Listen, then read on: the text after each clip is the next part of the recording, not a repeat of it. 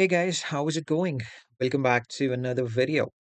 Alright guys, so in this video, I'm going to share with you 5 tips which will help you guys to progress or to improve your performance in Arena. Yes guys, we usually focus a lot more on the raids and solo raids, but I think Arena is also an important part of the game which gives you a lot of shards and a lot of gems too. Right, so it's important for you guys to rank higher on the arena leaderboard as well. So that's why I'm going to share. I've come up with these 5 tips for you guys, so I think if you are a beginner, you should definitely, or let's say intermediate or a pro player too. I think anyone will be benefited out of this video. So do not forget to like and subscribe if you enjoy the video, and do not forget to watch this till the end. All right, guys. So, the first tip that I have for you is a very simple tip, but a very powerful tip, right? So, first tip is to understand how arena works, right? So, basically, the thing is that every arena is a little bit different than the other players. Basically, you basically get different arenas every time. Sometimes you will have some people in your arena, or sometimes they won't be there in your arena. So, arena keeps on changing, and after every update, they basically introduced a new arena where there will be new players who basically join the game. The new players will be added to that particular arena so that it's a little bit easier for them to compete against the other players. Now, with that said, when you basically look at this arena leaderboard over here, and if you see, if in order to unlock a particular character as a season reward from Arena, you need to at least reach Elite Four for that. And you might have this question that how many points do I need to reach Elite Four? And as you can see over here, Elite Four gives you 360 shots, which means a full 4-star hero straight away. Plus, it gives you 400 gems, right? So the question is that how many points, according to your arena, how many points you need in order to reach Elite Four? And the answer is quite simple. You just need to take a look at the top 200 players over here, and the guy who is on 200, rank number 200, and the points that that guy is having, it's 74,000. The season just refreshed, so that's why there is a little less points over here.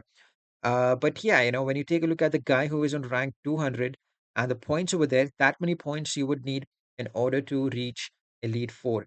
So what you can do is when the season is about to end, you can scroll down on the last day, on the last couple of hours, you can scroll down and see that the guy who is on rank 200 is having 20 million points or 25 million points. So that should be your target if you're looking to reach Elite Four, right? And the same goes for legendary spot actually. If you are looking forward to reaching the legendary spot, you go on my ranks and you see the top 50. All right. Now, for reaching Elite Four, you need to have more points, enough points to get yourself under top 200. But if you want to reach the legendary spot, let's say you're a pro player, you're getting hard time to understand how many points you need, then just take a look at the guy who is in rank 50. Okay. So if you take a look at this guy, he's having 5 million points, and this is just the beginning of the arena. If your arena is a bit difficult, then maybe there will be a little bit more points, like 70 million, 80 million. For me, sometimes it takes 80 million plus in order to reach a legendary spot on my main account. But on my Lord Lucifer's account, which is this one, it usually takes around 50 million points, 50 to 60 million points in between that in order to reach, the legendary spot. Take a look at the guy who is in rank 50 in the last day, in the last couple of hours, and you will see how many points he has. And from the next season, you can figure it out that you need to have at least 50 to 55 million points if you want to reach the legendary spot, or let's say 20, 25 million to reach to reach Elite Four, or maybe even less, like 15, 20 million, right? And at the end of the day, what also matters when it comes to the points is the character. Let's say if there is a character called as Nightwing, which we can see, he is not that great character. So maybe a lot of people might not be playing Arena that much because they don't want this character, or probably they already have it. But let's say if there is a character called as Multiverse Armored Supergirl, because it's a rare character, if it comes out, then a lot of players will be playing Arena, right, in order to get that character. And at that point, your Arena will be a bit difficult, which means you will be needing a little bit more points in order to get to Elite Four or the Legendary spot. All right. So this is how you need to figure out how many points your arena is how many points is required for you in your arena in order to reach Elite Four or the Legendary spot. Right. So that was tip number one, guys. Now moving on to tip number two. All right, guys. So tip number two again is very important. Now, what we all do is that we basically focus mostly when we are playing arena. We don't really take a look at our own characters. We probably this happens a lot with the beginners, not pro players. But let's say if you're a beginner, then you should really focus on understanding your characters and also the opponent team, right? So tip number two is understanding your characters and your opponents, right? So how do we do that? The first thing you do whenever you unlock a character, is that you see if it's a damage dealer, a support character, a combo builder, right? A tank, something like that, right? So damage dealers are the one who will deal damage. Support characters is those characters who will support your damage dealers and basically give him an extra boost in order to perform much better than what his capabilities are, right? So basically, you need to build your characters in the right way. You cannot just add defense or just add health to your characters so that they don't die easily. There are specific build guides. I have made around 30, 40 videos on build guides, mostly on damage dealers and support characters for them. You can check it out if you want. There is a playlist. I'll leave that playlist for build guides at the end of this video as well for you guys to watch. So yeah, basically you need to build your characters, right? And once you do that, once you build your characters, you need to figure out which teams are the teams that are basically going to support your damage dealer. Like in this scenario, there is King of Atlantis Aquaman. I'm going to pick up this team because it's easy and a lot of people have access to this team. That's King of Atlantis Aquaman. There is Shazam. Now, what Shazam does is Shazam supports all arcane and might heroes and gives them extra attack. Take a look at this. And not just that, he does a lot of things too. Plus, take a look at this. Plus 100% attack for arcane and might teammates. And that's what we have over here, right? And plus, he also regenerates your entire team with special 3. He regenerates the least health character with special 2. So we got all Might and Arcane heroes over here. So which means your Shazam will support King and Power Girl too. Now, when we talk about Power Girl, the main reason we have Power Girl in the team is to reduce the power cost of our team, right? The power required to use the specials is reduced by 2. This is the main Yeah, so -2 to team's power bar cost, right? Plus 1 damage every 11 seconds to a maximum of 36%. This is for Power Girl, actually. In addition, Power Girl's attack slowly increases during a battle. So, as I said, the second effect in this passive is for only Power Girl. But the main reason why we have her is to get reduced power cost on every specials, right? It's -2. So basically, now we understood our characters. We build them in the right way. We have team synergies like Batman Ninja teams, the multiverse teams. The Justice League teams, the Metal team, the Dark Justice team. Right. So these are the teams that you need to go with. You cannot just go in with random characters. Maybe you will win some fights, but most probably the result will be that you will lose those fights. Right. Now, understanding the opponents is also very important. Take a look at this. This is a multiverse team, which is again not that easy to defeat. This is Batman Ninja team again, not that easy to defeat. So it won't take you any longer than like 5 to 10 seconds just to jump in there and take a look at the artifacts that these characters are having, right? So take a look at this. That's just an amulet of agility, an amulet of might, I think, and an amulet of might again over here. So this team is not having any fancy artifacts like region matrices or no rust, no globes, because a lot of people, basically might die just because of a character getting revived back again and again because of no rust, no globe or region matrices. You will come across opponents which will have only no rust, no globes on them. So it's better to be prepared for that scenario instead of just going in blind and not knowing which artifact your opponent is having. You cannot just take a look at the artifact, actually, you can also take a look at the builds over here. Take a look at this. So, understanding your characters and your opponents is very important to build your characters, to use the right artifacts on your characters. Now, in this scenario, I have a dark metal cards. Now, I cannot go with the all blades in arena because it just takes a lot of DOT damage. The character who is wearing the all blades will just take a lot of DOT damage and will not be able to survive that long, according to me. So that's why I just go with dark metal cards. For your support characters, let's say Shazam, you can still go with dark metal cards as well if you have 2 of them, or else you can go with something like Region Matrix if you want. But make sure that whenever you use a team, make sure your damage dealer is having a artifact which will support him to do more damage. Not like a damage dealer cannot have no rust, no globe, or a Region Matrix. That is Not going to make any sense. You won't get a lot of damage. If you're fighting against an opponent which is very tanky and he's having high health and high defense, and if you don't have the right artifacts, then you probably might not be able to do a lot of damage, right? And these arena fights, they are not that difficult, to be honest. It's super easy if you have the right team, right artifacts, and if you check out what the opponents are having. If you're prepared, you can win any fight. Believe me. All right, guys. So that was tip number two: know your characters and know your opponents. Now moving on to tip number three. So tip number three actually will help you to get a lot of points. Now, tip number three is very easy to do. It is to just pick up. Let me, use your high threat characters to set up a team and refresh those characters. Now, take a look at this. Now, Batwoman the Drowned is high threat. Batman Ninja Catwoman is high threat. And these are top three characters with high threat over here. What I'll do is I'm not going to fight with this team. Okay, definitely not. This team is out of synergy. I'm not asking you to fight with this team. I'm just asking you to put them on, refresh it, and you get a team which is having 1.5, almost 1.5 million points. Now, this team is a bit difficult. You can refresh it later on, but once you equip these characters over here and you find a team that is easy to defeat, plus it's going to give you more points, you just go there.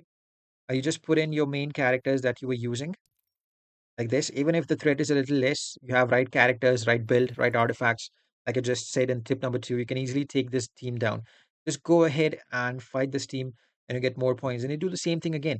So basically, what I'm trying to say over here, it might take a little time, a few seconds extra of your day, to change these teams again and again. But if you want to progress faster, you need to use your high threat teams to get more points, right? The more points you have, the more ahead you will be from others in the leaderboard, the more chances you will have, the higher chances you will have to in order to rank on Elite Four and even on the legendary spot, right? So this is basically a very simple tip.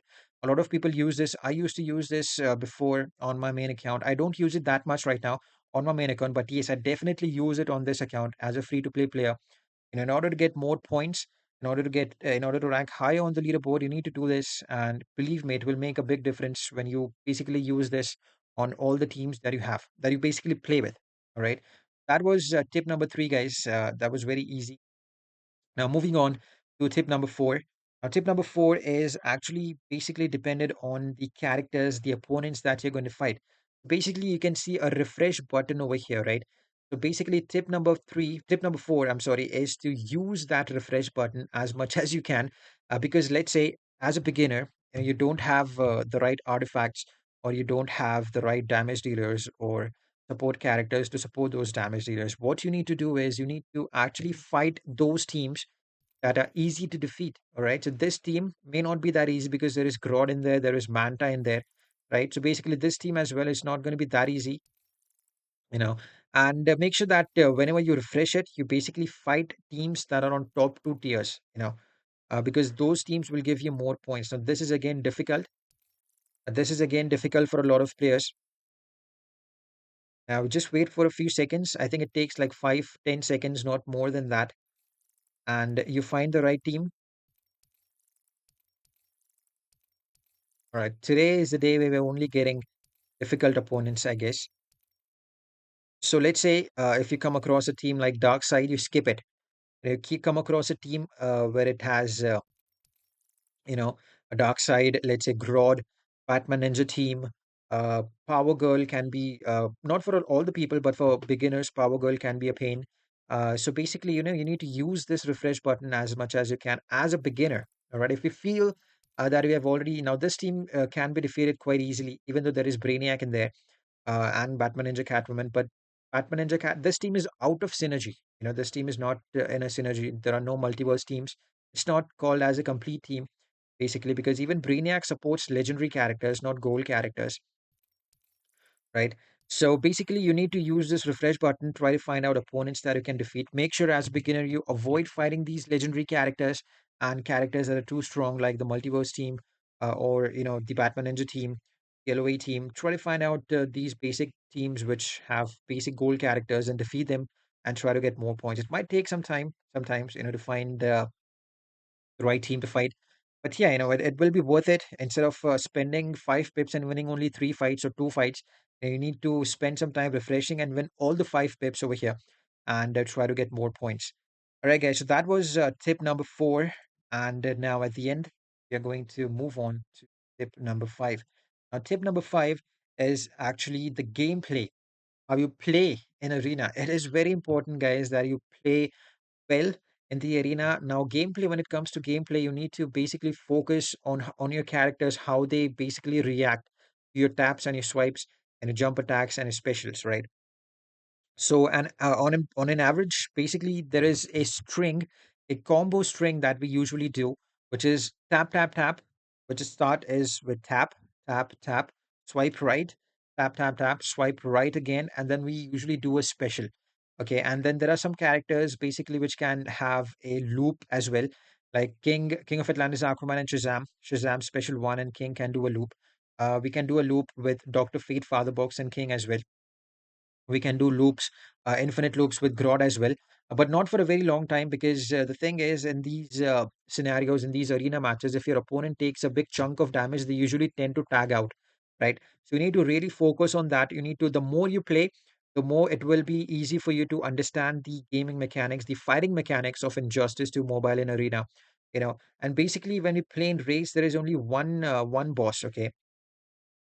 Mostly in 99% of the time there is only one boss that you're going to fight.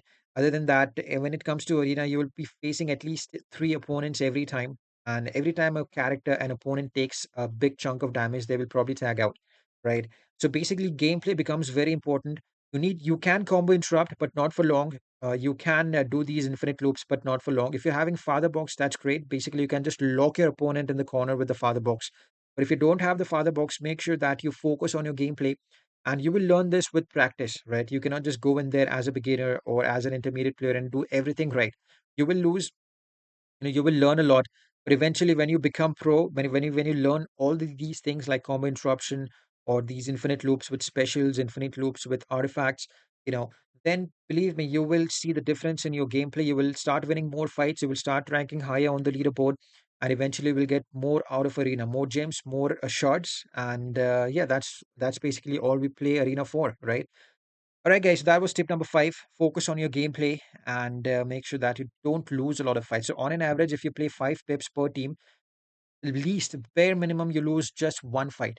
That too in the worst case scenario. Every time you should, whenever you go in, you try to focus to win all the 5 pips. Okay.